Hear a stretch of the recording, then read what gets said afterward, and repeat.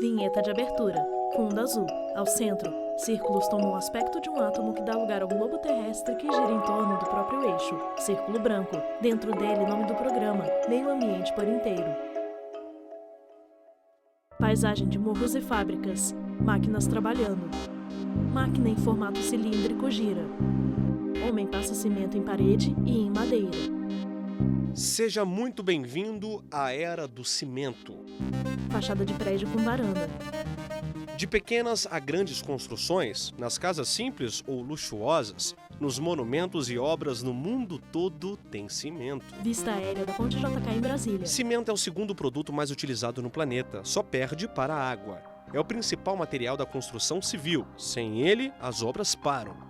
No Meio Ambiente por Inteiro desta semana, vamos mostrar que as cidades mudaram a maneira de se reestruturar com o cimento. Imagem acelerada de carros trafegando em pista. Nos últimos anos, o Brasil bateu recorde no uso do material. O problema é que a fabricação dele afeta a nossa saúde e o meio ambiente. Estrutura alta feita com cimento. Máquinas estão ligadas. O cimento é uma mistura de materiais. Bernardo Verano. É uma doutor mistura em educação feita de uma ambiental. rocha calcária com a areia, com sílica, que é o componente principal da areia. Vai ter aí alumínio e minério de ferro. A mistura desses componentes gera o material que o seu Francisco utiliza todos os dias para trabalhar. Ele é pedreiro há mais de 40 anos e ajudou a erguer esse prédio residencial onde nós estamos, na Asa Norte, área nobre de Brasília. Repórter Leonardo A Ferreira, obra Brasília começou em DF. 2016 e vai ser entregue nos próximos meses. Está na reta final, só falta o acabamento. Você de casa, se arriscaria a dizer quantas toneladas de cimento foram usadas aqui? Difícil fazer essa conta, né? 4.200 sacos de cimento de 50 quilos, 210 toneladas. É cimento que não acaba, né, seu Francisco? O senhor utiliza cimento em qual momento da obra? Do início da estrutura até o final, sempre tem que usar cimento, Francisco né? Aguiar, pedreiro. Apesar que já tem outros produtos que já vem pronto, mas o cimento sempre está presente em vários lugares.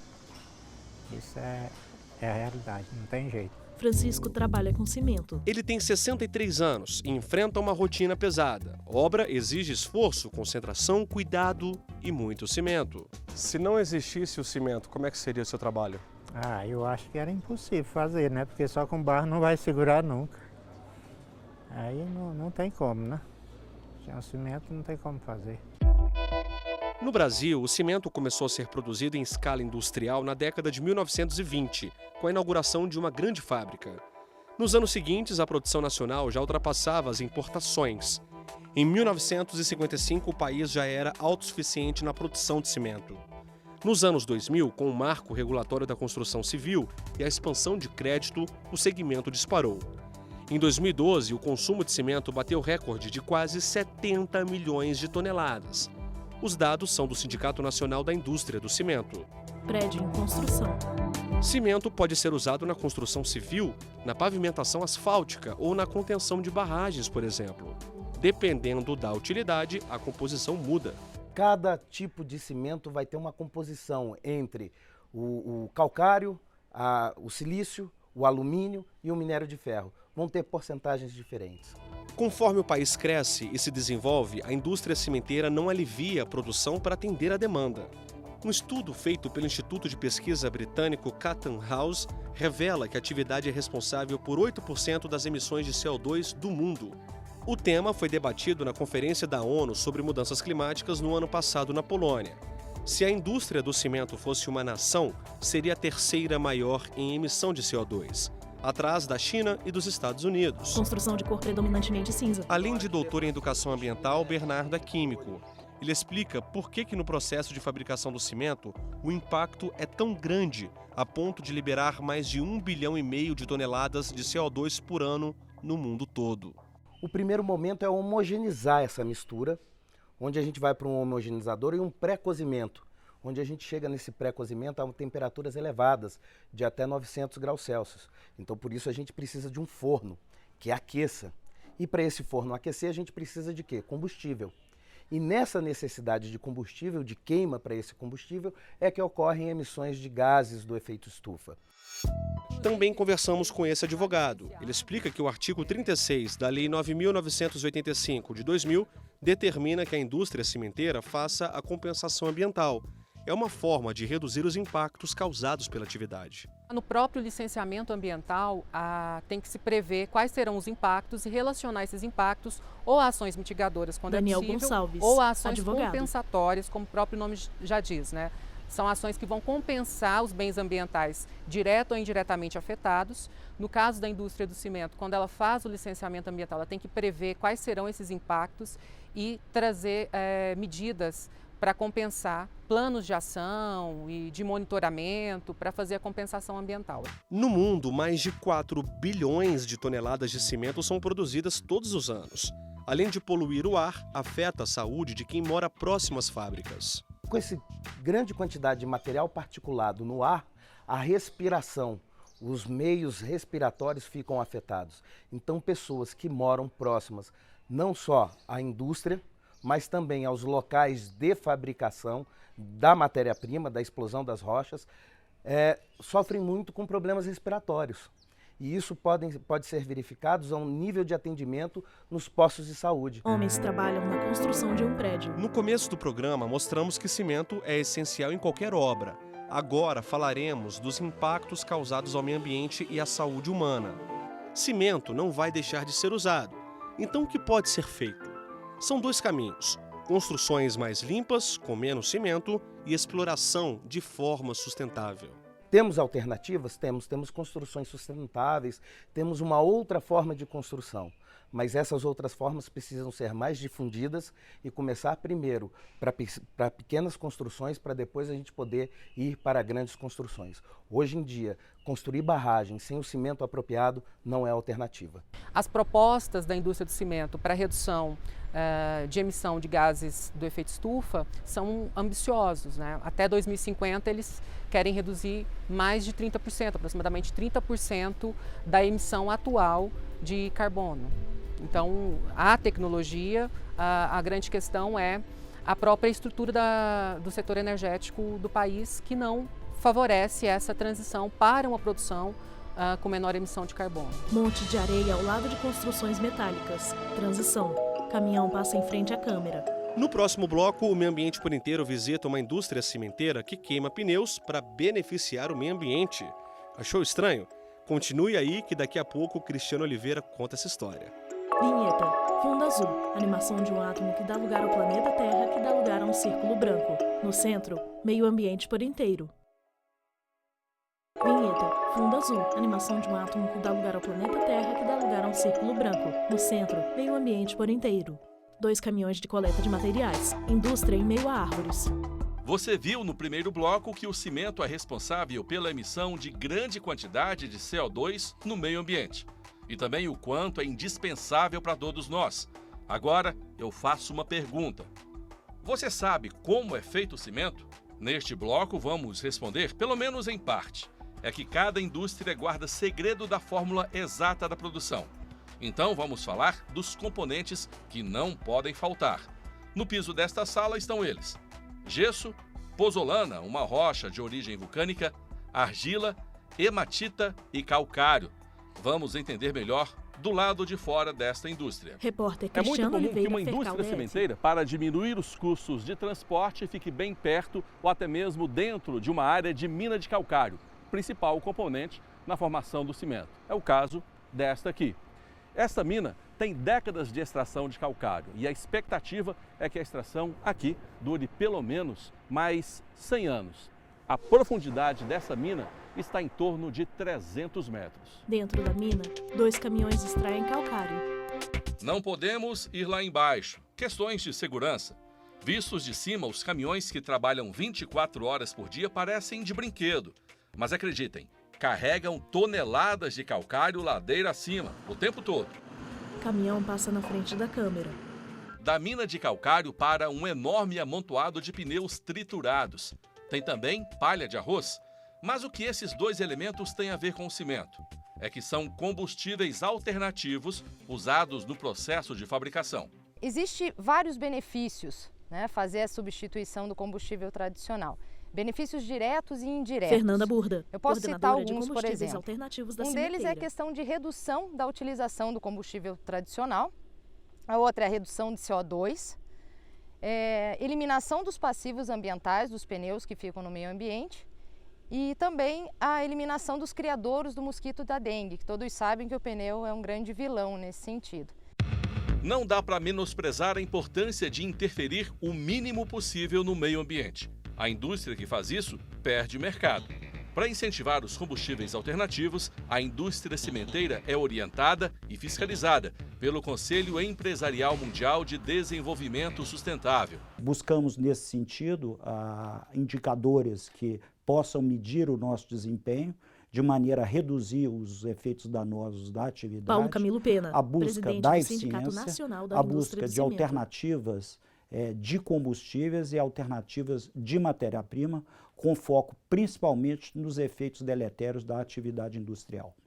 Vamos voltar à sala para ver o coque, principal combustível usado no processo de fabricação do cimento. Esse pó preto aí até merece uma arte para ser explicado. O petróleo é extraído em terra ou no oceano, certo? Depois é refinado e transformado em gasolina, combustível de avião, óleo diesel, óleos lubrificantes, querosene, entre outros. Cada transformação deixa uma borra, um rejeito. É o coque. É quase lixo, mas é inflamável, por isso bastante usado em grandes indústrias. Isso porque tem 8.000 quilocalorias, um grande poder calorífico. É melhor que o pneu e que a palha de arroz. Na Europa, hoje, é em torno de 80% de substituição nos fornos das cimenteiras. No Brasil, a média não passa de 8%.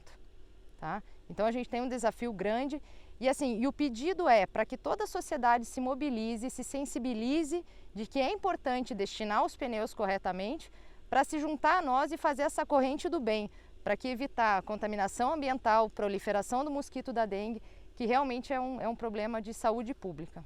Pense comigo. Pneus jogados por aí poluem terra, água e o ar quando queimados. Ao mesmo tempo, a indústria queima o coque, gerando mais dióxido de carbono. Com o pneu como combustível da indústria, a queima só vai ocorrer em um lugar. A atividade de coprocessamento em si ela é muito onerosa. Você tem coleta, transporte, trituração, adaptação dos equipamentos da fábrica para você poder consumir esse material. Porém, a contribuição ambiental e de saúde para a nossa comunidade, ela está acima dessas dificuldades todas. Então, eu até aproveito a oportunidade de convidar toda a sociedade, as partes interessadas, as entidades de classe, para que se mobilizem para fazer a destinação correta dos pneus, principalmente agora no período de chuvas. Nas cimenteiras, o combustível é usado para aquecer esses enormes tubos, onde a mistura de calcário, gesso e argila é aquecida a 1.450 graus. Aqui na região do Goiás, do DF, o principal combustível alternativo são as biomassas, então casca de arroz, palha de milho, cavacos de madeira, de eucalipto e o próprio pneu. O que sai dos grandes tubos é chamado de clinker, esse pedregulho preto. Só vai se transformar em cimento depois de misturados a outros componentes. Quais são e a proporção de cada um deles são o segredo da indústria. Montes aglomerados de clinker. Note que sai pouca fumaça da indústria, muito menos que alguns anos atrás. É porque as exigências de processos cada vez mais limpos obrigam as indústrias a se modernizarem. Nessas são usados os filtros de manga. É um equipamento que atua junto a um exaustor e tem a capacidade de separar do ar, que vai sair da indústria, o material mais pesado. Tem limpeza automática e é de baixo custo de manutenção. Recentemente foram trocados os filtros, antigamente eram os eletrofiltros, que faziam a retenção das partículas, e hoje em dia são filtros de manga. Então vocês podem analisar passeando pela fábrica que não tem quase particulados, você vê que é um ambiente muito limpo. Então essa foi uma preocupação, de você evitar essas emissões. Quem fiscaliza se os equipamentos que diminuem a poluição estão funcionando são os órgãos ambientais locais. No Distrito Federal é o IBRAM, Instituto Brasília Ambiental. É muito importante que os órgãos ambientais, não só daqui, como nível Brasil, sejam bastante atuantes, porque a gente sabe que tem muita empresa que acaba fechando os olhos quanto a isso, questão de segurança, saúde, meio ambiente. Então é muito importante que estejamos na linha. Todo combustível alternativo que é queimado, ele gera cinza, como de qualquer combustão, mas essa cinza é incorporada no cimento. Então não existe passivo ambiental. O coprocessamento é a forma melhor, mais sustentável e que não gera passivos para você fazer destinação de resíduos ou biomassas. A indústria cimenteira no Brasil também deve compensar o meio ambiente e a comunidade que mora por perto de alguma maneira. Cada caso é um caso.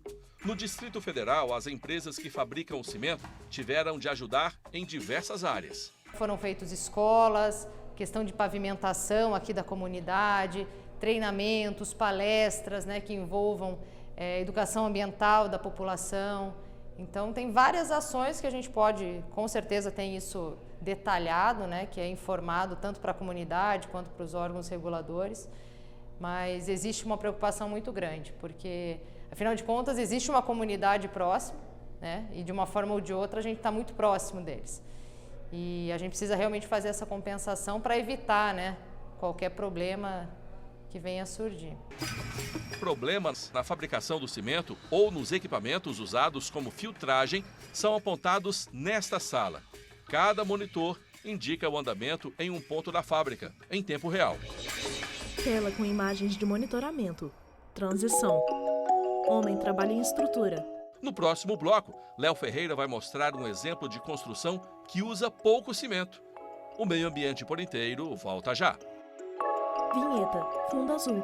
Animação de um átomo que dá lugar ao planeta Terra, que dá lugar a um círculo branco. No centro, meio ambiente por inteiro. Vinheta. Fundo azul. Animação de um átomo que dá lugar ao planeta Terra, que dá lugar a um círculo branco. No centro, meio ambiente por inteiro. Prédios aglomerados em cidade. Fachada de prédio com varanda. Até aqui, você viu como o cimento se tornou um recurso essencial para o desenvolvimento das cidades. Revolucionou a história da engenharia. No bloco anterior, Cristiano Oliveira mostrou que a fabricação do produto não é tarefa simples. Também falamos sobre os impactos ambientais que esse segmento da indústria provoca. Lembra? 8% das emissões mundiais de CO2 vem da produção de cimento. O dado preocupa ambientalistas, mas como as cidades teriam tantos edifícios enormes a perder de vista sem cimento? Ele é necessário e a produção deve continuar crescendo nos próximos anos. O jeito vai ser encontrar alternativas para diminuir os impactos ambientais com técnicas sustentáveis. A boa notícia é que já tem gente de olho nisso. Porta de vidro com placa. Faculdade de Arquitetura e Urbanismo, FAU. Viemos para o Departamento de Arquitetura e Urbanismo da Universidade de Brasília conhecer o projeto do professor Márcio Buzon, que virou tese de doutorado. Ele desenvolveu uma técnica que utiliza terra, água e, acredite, saco de cimento, vazio mesmo, para fazer esses blocos de tijolo. Márcio Buzon, a embalagem do saco de cimento, que é o papel craft multifoliado, ele é feito de fibras de madeira ou fibras de bambu. E aí surgiu a hipótese, que foi da minha tese, de que seria possível dispersar as fibras dos sacos de cimento, da embalagem do cimento, incorporá-las à terra para fazer componentes com melhor desempenho. O professor explica de forma rápida o processo. O primeiro passo é desmanchar o saco de cimento na água. No final, as fibras se transformam nisso, elas ficam soltinhas. E essas fibras aqui eu jogo junto da terra, misturo com a terra, aí vai a água, né, na mistura, e aí eu coloco, por exemplo, em formas para fazer adobes, ou coloco em prensas para fazer blocos de terra compactado, ou taipa de pilão, ou taipa de mão, ou várias técnicas. É um material que eu posso usar em diferentes técnicas de construção. O resultado, tijolo resistente e sustentável. Para fabricar cada um, Márcio utiliza um saco grande de cimento. Se a gente pensar que, por ano, milhões de sacos são descartados no país, essa é uma das alternativas que todo mundo sai ganhando. E eu dou uma resposta para isso, tá? Dentro da própria indústria da construção civil. Eu vou pegar aquele resíduo da indústria da construção civil e colocar em produtos da construção civil, né? Essa, acho que é a grande contribuição. Construção ao ar livre. Betoneira gira. Deixamos a Universidade de Brasília para conhecer outra forma de aliar construção e baixo impacto ambiental. Estamos no setor habitacional Tororó, em Santa Maria, a 30 quilômetros da esplanada dos ministérios. Homens trabalham em estrutura. Enquanto os pedreiros erguem a estrutura, conversamos com o rotier, permacultor e bioconstrutor. Ele é quem comanda essa turma. Ela é de barro do alicerce até a altura do pé direito. Rotier Benter, a gente usa a técnica de super adobe nessa construção e a gente consegue diminuir grotescamente o uso de materiais da indústria convencional, né? A técnica foi desenvolvida pelo arquiteto iraniano Nader Khalili. A história relata que em 1984 ele apresentou o sistema de construção com sacos de terra em um simpósio da Agência Espacial Americana, a NASA. Foi o pontapé para que ambientalistas de várias partes do mundo aplicassem a mesma técnica. Foto de Nader em cima de estrutura. Quer saber como é o passo a passo? Conta pra gente, Rotier. A técnica de super adobe se trata de terra ensacada. Então a gente usa um saco de polipropileno, que é um material plástico, e a gente compra esse saco em metros. E aí a gente prepara a terra no local, né, misturando um pouco de água com um pouco de cimento. A porcentagem de cimento é bem baixa, né? Aqui nessa obra a gente usou na maior parte dela uma porcentagem de 10:1, ou seja, 10 carrinhos de terra para um saco de cimento. É uma obra artesanal que geralmente demora o dobro do tempo de uma construção com concreto. Em compensação, o custo diminui pelo menos em 1/3. Algumas obras chegam à metade do valor. A técnica permite construir desde uma casa simples a mansões modernas e luxuosas. Agora, como é que fica a questão do conforto térmico e acústico, por exemplo? Sem comparação com a questão das obras convencionais. Melhor? Muito melhor. Essa construção, o super adobe, ela é a que tem mais qualidade acústica, né? Então você não tem som nem que saia e nem que entre. Conforto térmico absurdamente melhor também, uma vez que de dia a casa está fresca e de noite a casa mantém a temperatura interna. A terra retirada para construir a fossa e uma piscina semiolímpica ao lado está sendo utilizada na obra. Qual que é a importância de você utilizar a terra do próprio terreno? A gente consegue perceber onde que está o impacto ambiental que a gente está causando, né? Quando você faz um buraco no seu terreno para construir, você fala, nossa, que buracão. Mas quando você compra um cimento ou um ferro, você não imagina o tamanho do buraco que estão fazendo lá nessas mineradoras nesse momento, o tamanho da devastação ambiental que está sendo causada lá, o tanto de animais, inclusive povos, moradores daquelas regiões que muitas vezes são obrigados a sair da região para uma exploração mineral. 90% dos recursos utilizados na obra vieram do próprio terreno. Estamos falando de 150 metros cúbicos de terra nas paredes.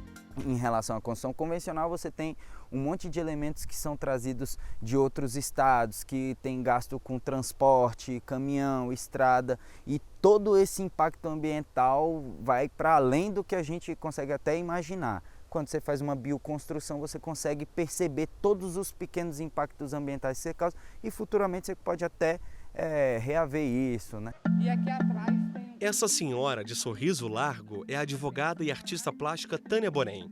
Ela é a dona da obra. Quando conheceu por meio da filha a construção ecológica feita pelo Rotier, na mesma hora abraçou a ideia. O impacto ambiental foi uma das coisas. Tânia Borém, advogada. A segunda coisa é por ser pitoresco. E eu acho que uma construção que respira traz respiração para a alma e é o foco. Tânia nos revela o que teremos aqui nos próximos meses. Uma pousada feita de muita terra, água e pouco cimento. Vai ser uma pousada onde a gente tenta abrigar eventos que tragam o bem no mundo. Coisa de autoajuda, homeopatia, florais de bar, yoga, meditação, e eu faço formação em pathwork. Essa é a ideia. 70% de todas as casas do mundo ainda são a moda antiga, à base de terra, madeira e pedra. Mas quem vive na cidade quase não encontra uma construção assim. O concreto e o ferro ocuparam o lugar dos materiais não industrializados. Repórter Leonardo Ferreira, a boa notícia Santa Maria é que DF. nas mãos de quem sabe, terra pode virar ouro.